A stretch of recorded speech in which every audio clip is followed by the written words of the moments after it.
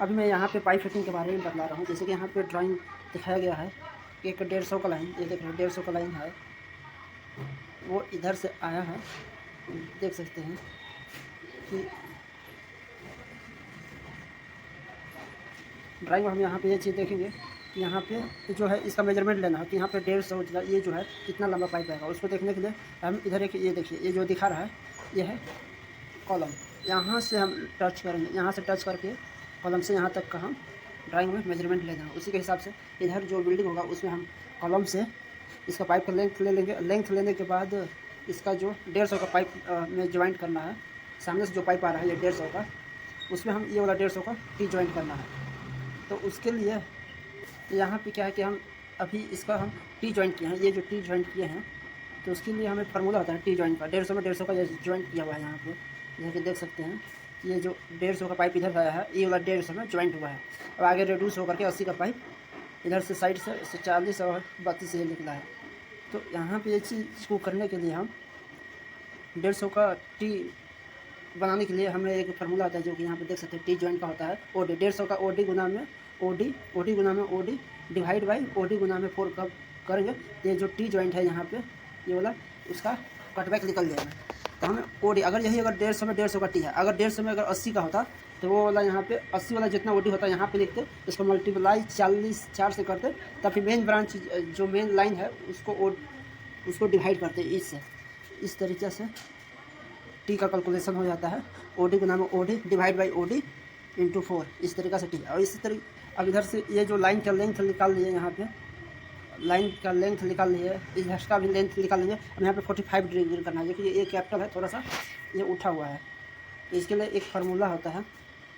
हम पहले इसके दोनों का लेंथ यहाँ पे वही ड्राइंग है, इसको हम पोजीशन के हिसाब से घुमा दिए हैं। इसको हम क्या करेंगे, पहले 150 का एल्बो लेंगे 45 करने के लिए, उसको सेंटर में नाप करके काट लेंगे।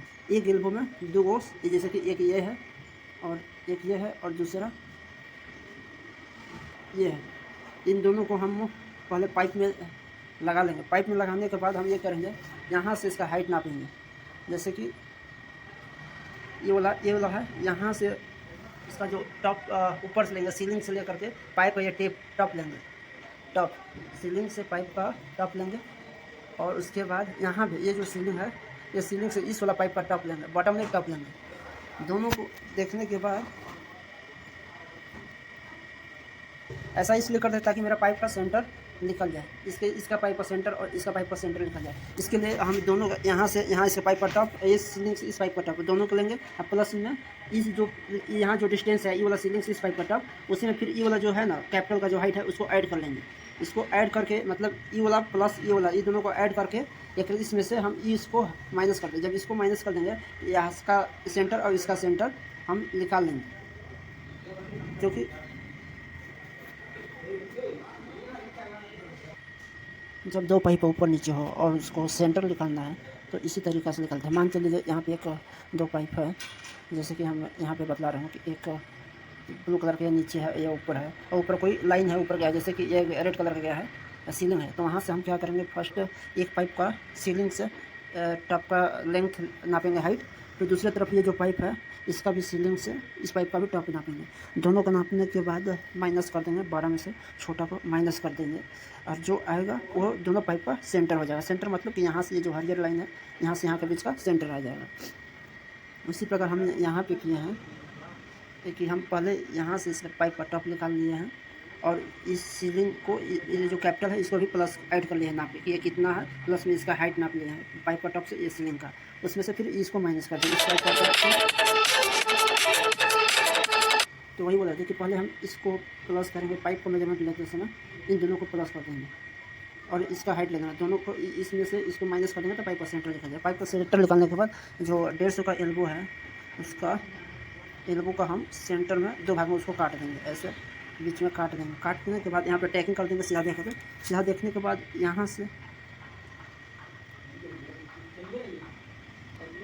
पाइप को अब यहाँ पे क्या करेंगे कि जो डिस्टेंस आया था, डिस्टेंस में हम गुना करना कितना 1.4142। जब इससे गुना जब करेंगे तो मेरा यहाँ से, तो मैं यहाँ पे बोल रहा था कि जो डिस्टेंस आया उसको मल्टीप्लाई जब करते हैं 1.4142,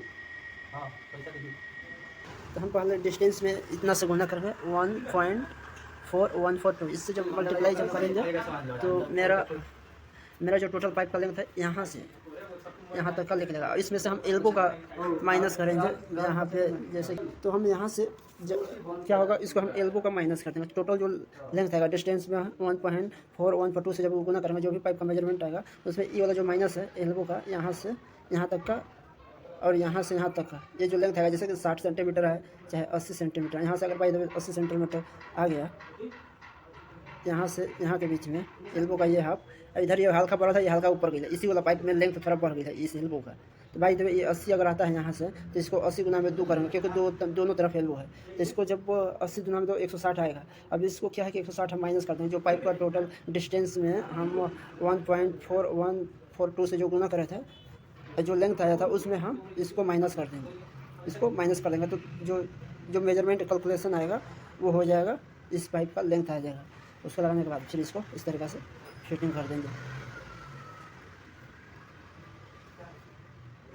पाइप में हम क्या है कि जब सपोर्ट मारते हैं तो इसमें हम कभी कभी चाहते हैं कि एक ही सपोर्ट में सब पाइप हैंगिंग कर देते हैं, और कभी कभी अलग अलग सपोर्ट लगाते हैं हर एक पाइप वाला। ऐसा कब होता है, जब सब पाइप एक ही लेवल में हो, एक ही साथ हो, तब हम एक ही सपोर्ट लंबा ऐसे बनाएंगे और एक ही सपोर्ट में सब पाइप को अरेंज कर देंगे। यदि पाइप ऊपर नीचे हो, कोई ऊपर है कोई नीचे है, कोई उससे और ऊपर है, लाइन 2-3 हो गया ऊपर नीचे है, तो उस स्थिति में सपोर्ट हम सबको अलग अलग मारेंगे, अलग अलग साइज़ का, और आगे पीछे करके मारेंगे, एक ही जगह नहीं, ताकि देखने में अच्छा लगे।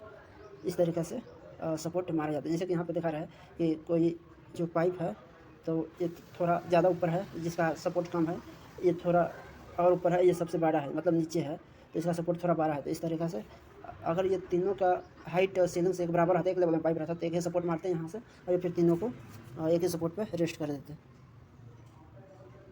पाइप के यहाँ पे ड्राइंग देख सकते हैं किस तरीके से है। तो जैसे कि सीलिंग में अभी जो बतलाया था कैलकुलेशन करना 45 डिग्री, इस तरीके से इसको फिट किया है ड्राइंग के हिसाब से यहाँ पे।